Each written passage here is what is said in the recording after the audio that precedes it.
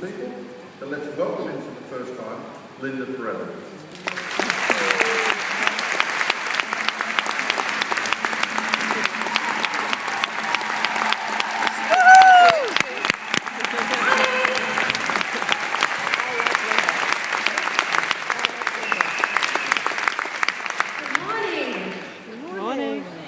Lovely and warm in here.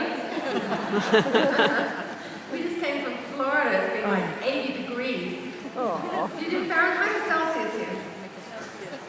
Celsius, so what's 80? You've got a minus 30 and then you divide it in half. So it's like 25 degrees that I've come from. But anyway, with your warm welcome, we've got a lovely 2 days ahead. Lots of learning, lots of excitement, lots of fun. Or not. So, what I want to talk to you about today is horsenality. So just give me an idea, how many of you have heard of horsenality and are using horsenality?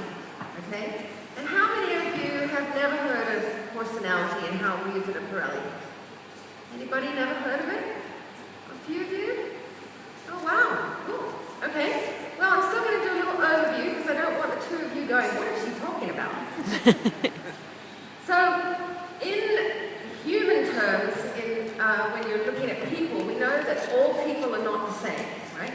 It drives me crazy, though, how people can say all horses are the same. Who's heard that? Oh, horses are just horses. They're all the same. It's like, no, they're not. Because some horses are lazy, some horses are crazy, some horses are unpredictable, some horses are really naughty. And they're not the same, but if you try to treat them all the same, that's when you begin to have trouble. So what we've done is found a way to get people to really read horses in the way that great masters do. People who are really naturally good with every kind of horse do this, but they don't necessarily know how to explain it.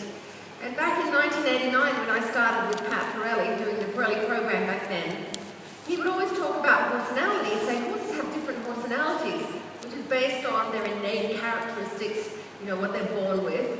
It's based on learned behavior from the herd, from the mother, and it's also it's also based on spirit. So their inner spirit, is it low, medium, or high? Because that's like an amplifier. But then in the innate characteristics, it's a lot like people. Some people are born more introverted or extroverted than others. So let me just find out in the crowd here, who has been told or knows that they're more of an introverted personality? Okay, and who's been told that they're more of an extroverted personality?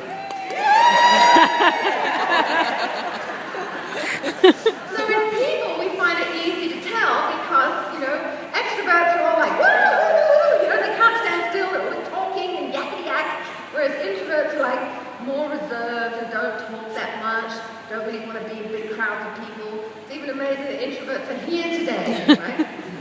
So what happens is that introverts and extroverts can drive each other crazy. Because when an introvert gets around an extrovert, extroverts are like, what is wrong with you? Can't you talk? Are you going to lie? Right? Whereas the opposite is true for introverts who get around extroverts. It's like, I just have to kill that person. They're so annoying. They walk up into my space and they never shut up. So we can get into a lot of trouble with each other because we don't understand each other. We're not similar in our personalities. But the idea, if you want to get on with people, is to learn how to be a little bit more like them when you're in their presence. And then it's tolerable, right? With horses, we run into the same thing. But horses aren't talkative like extroverts, and they're not reserved and quiet like introverts.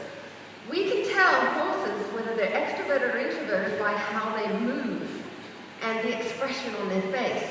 So extroverted horses tend to move their feet a lot, easily, and they have usually quite a lot of expression, and you tend to see ears more forward in extroverts. In introverted horses, it's the opposite. They don't want to move their feet very much, and their ears are more often a little bit back. So what I want to do today is show you how to read those horses and then how to play with them more appropriately in the